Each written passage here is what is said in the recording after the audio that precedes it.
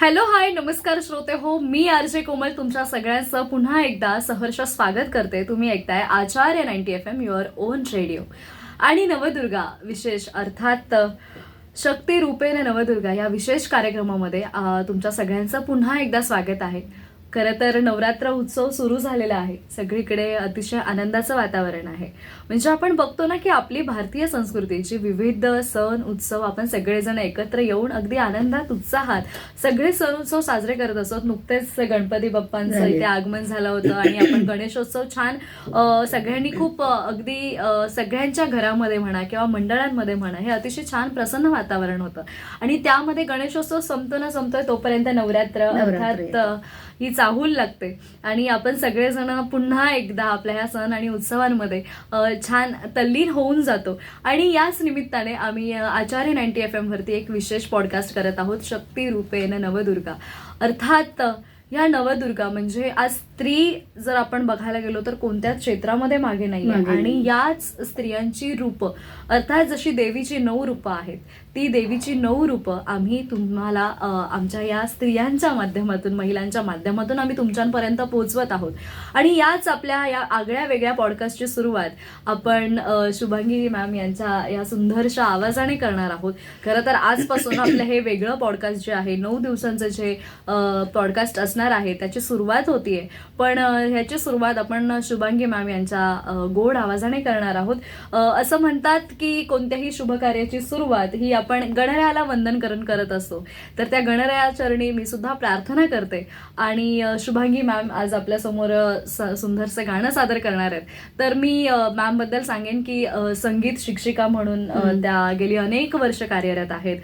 समाजसेवेचं तर वेळ त्यांना आहेच, पण त्याचबरोबर संगीत नाद विद्यालय म्हणून त्यांचं जी शाळा आहे जिथे संगीताबरोबर अनेक कला क्षेत्रांविषयीचं शिक्षण तिथे दिलं जातं. आणि गेली 27 वर्ष त्यांचा हा प्रवास सुरू आहे. आणि आज आपल्या ह्या पॉडकास्टमध्ये मॅडम आपल्यासोबत आज इथे आलेले आहेत आणि त्यांची आज उपस्थिती आपल्याला इथे लाभलेली आहे. तर तुमचं खूप खूप स्वागत आहे. आणि विशेष करून सगळ्यात पहिल्यांदा तुम्हाला नवरात्राच्या खूप खूप शुभेच्छा या नवरात्र उत्सवाच्या. तर मी मॅम तुम्हाला विनंती करते की आजच्या कार्यक्रमाची सुरुवात एकंदरीतच आपला 9 दिवस जो हा कार्यक्रम असणार आहे त्याची सुरुवात ही आपल्या आवाजाने व्हावी. नक्की नक्की मी नक्कीच प्रयत्न करते.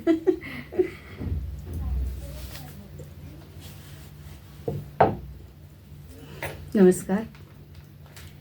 जय जय हे भगवती सुरभारती तव चरणौ प्रणमामः. जय जय हे भगवती सुरभारती तव चरणौ प्रणमामः.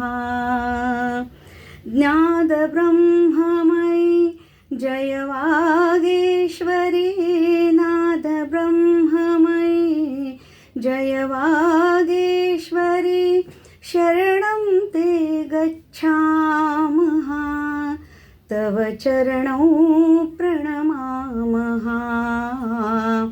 तव चरणौ प्रणमामः. आसीना भव मानसहंसे कुन्दतुहिन शशिधवले. आसीना भव मानसहंसे कुन्दतुहिन शशिधवले. हर जडता कुरु बुद्धिविकासं. हर जडता कुरु बुद्धिविकासं. सितपङ्कज तनु विमले तव चरणौ प्रणमामः. तव चरणौ प्रणमामः. जय जय हे जय हे जय जय हे जय हे. त्वमसि शरण्या त्रिभुवनकन्या सुरमुनिवन्दित चरणा. त्वमसि शरण्या त्रिभुवनकन्या सुरमुनिवन्दित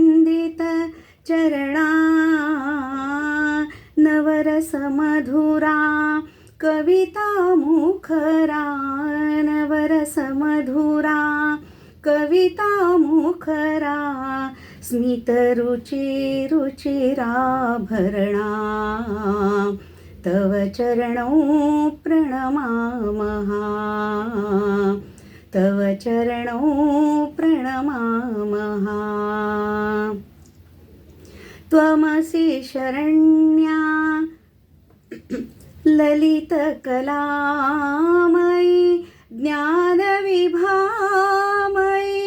वीणा पुस्तकधारिणी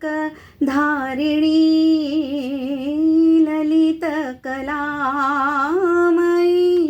ज्ञानविभामयी वीणा पुस्तकधारिणी मतिरास्यानोर्तव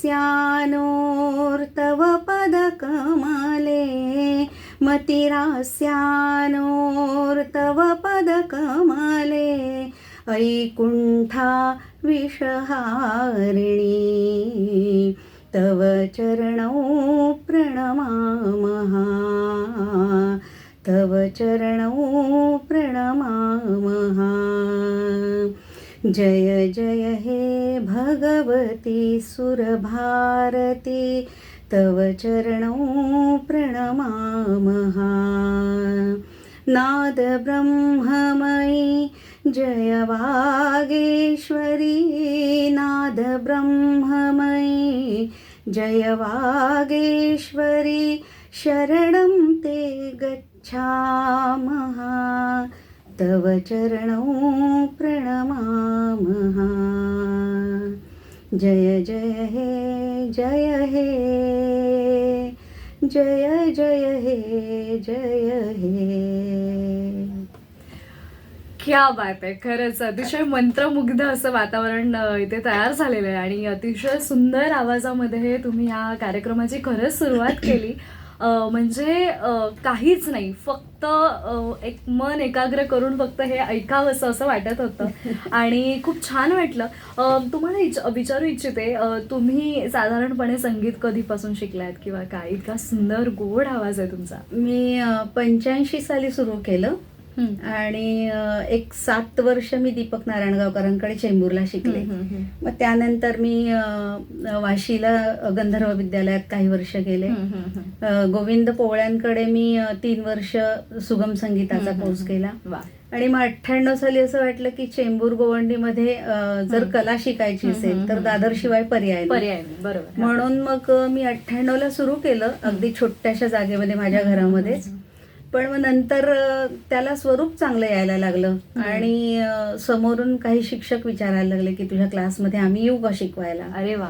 तर मी म्हटलं की खूपच चांगलं, कारण त्यावेळेला मी संस्कार भारतीचे काम करत होते. म्हणजे चेंबूरला संस्कार भारती आम्ही काही लोकांनी मिळून सुरू केलं होतं. बरोबर. तर त्यामुळे संस्कार भारतीचं काम होतं. आपल्या महाराष्ट्रात किंवा भारतामध्ये सगळीकडे बैठकीसाठी जावं लागायचं. बरोबर. मग शिक्षक स्वतःहून समोरून आले. मग मी म्हटलं खूप चांगलं आहे आणि त्यामुळे मग मी शिक्षकांवर सोपवलं. अरे वा, क्या बात आहे. आणि मग हे आपलं सगळं सामाजिक सगळं सांभाळत म्हणजे आपल्याकडे जे आहे ते आपण लोकांना द्यावं ही माझी वृत्ती असल्यामुळे अनेक कार्यक्रम काही ना काहीतरी डोक्यात असतं की आपण हे करावं ते करावं आणि समोर ज्या वेळेला लोकांना आनंद मिळतो आपण जे काही चांगलं देतोय तर त्यात सगळं काही मिळून जातं. क्या बात आहे. खरंच खूप गोड. आणि असं म्हणतात ना, कला ही माणसाला जगायला शिकवते आणि हे अगदीच मला तुमच्याकडे पाहिलं आणि जेव्हा मी तुमचा आवाज ऐकला, प्रत्यक्षदर्शी आवाज ऐकला आज इथे, खूप सुंदर वाटलं. आणि अतिशय बोलतात ना की अशी एखाद्या कार्यक्रमाची सुरुवात कशी व्हावी तर ती अशी व्हावी. आणि खूप सादरीकरण सुंदर केलेत. बाकी तुमच्या नवरात्र उत्सवाच्या काही गप्पा आहेत का, किंवा तुम्ही नवरात्र उत्सव कसा साजरा करतात किंवा काय? खरं तर मला असं वाटतं तुम्ही संगीत क्षेत्रामध्ये असल्यामुळे तुम्हाला मोस्टली तरी अशीच काही कामं असतील किंवा संगीत क्षेत्रा रिलेटेड तुम्ही, मला असं वाटतं तुम्ही त्या कामामध्ये फार व्यस्त असाल. पण तरी एक नवरात्र उत्सव तुम्ही कशा साजरा करता? ऍक्च्युली आमचं स्वतःच देऊळ आहे. मग काय होतं की लहानपणापासून तो एक संस्कार झालेला आहे की गणपती आले गणेशोत्सव साजरा करा, नवरात्र आली नवरात्रीचे घटस्थापना आहे, तिची पूजा अर्चना आहे. तर जवळजवळ माझा सकाळचा 1.5-2 तासांचा जो वेळ आहे तो साधनेमध्ये जातो पूर्ण. बरोबर. मग मी ते करता करताच काही गाणी आहेत, काही श्लोक आहेत, मग ते देवी समोर बसून मी माझी स्वतःची म्हणजे आपल्याला जो आनंद मिळतो तर तो आनंद खूप मोठा असतो. आणि रियाजही होत असेल नाही होतो का? होतो. आता खूप गॅप पडलेली आहे, पण पूर्वी जवळजवळ मला वाटतं संपूर्ण महाराष्ट्रभर आम्ही 1200 कार्यक्रम केले अरे गाण्याचे. वा. त्यात नवरात्र असेल, गणेशोत्सव असेल, बरेच कार्यक्रम. मग त्यानंतर मग हळूहळू काय होतं, नवीन ग्रुप येत राहतात, सगळ्यांनाच संधी मिळाली पाहिजे. आणि आता फक्त एवढंच आहे की जे नवीन कलाकार येत आहेत, जे नवीन व्यक्ती येत आहेत, ज्यांच्याकडे खूप काहीतरी चांगलं आहे आणि जे समाजासमोर आलं पाहिजे, बरोबर. तर मग अशा लोकांना मी संपर्क करते आणि काही ना काहीतरी कार्यक्रमाच्या निमित्ताने त्यांना समाजासमोर आणते. वा, एवढं करते. वा, क्या बात आहे. म्हणजे एकंदरीतच असं म्हणतात की आपण जेव्हा या समाजात राहत असतो तेव्हा आपण या समाजाचं काहीतरी देणं लागतो आणि ही अगदी, भावना 100%. मनामध्ये ठेवून तुम्ही हे सगळं कार्य करताय, हो. तर त्याबद्दल तुमचं विशेष कौतुक आहे. आणि यानंतरचं पुढचं सादरीकरण काय? मी आता माझी रेणुका माऊली सादर हा. करते, जे मला खूप आवडतं नवरात्रीतलं. येस आणि ते मी सादर करते. नक्की.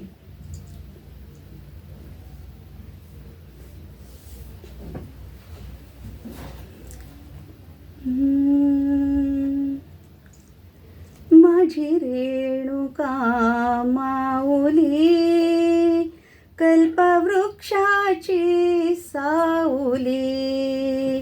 माझी रेणुका माऊली, कल्पवृक्षाची सावली. हा केसरशी घाई घाई, हा केसरशी घाई घाई, वेगे धावतची येई, वेगे धावतची येई. आली तापल्या उन्हात नाही आळस मनात, आली तापल्या उन्हात नाही आळस मनात. माझी रेणुका माऊली, कल्पवृक्षाची सावली. हो माझी रेणुका माऊली, कल्पवृक्षाची सावली. खाली बैस घे आराम, खाली बैस घे आराम. मुखालागी आला घाम, मुखालागी आला घाम. विष्णुदास आदराने वारा घाली पदराने, विष्णुदास आदराने वारा घाली पदराने.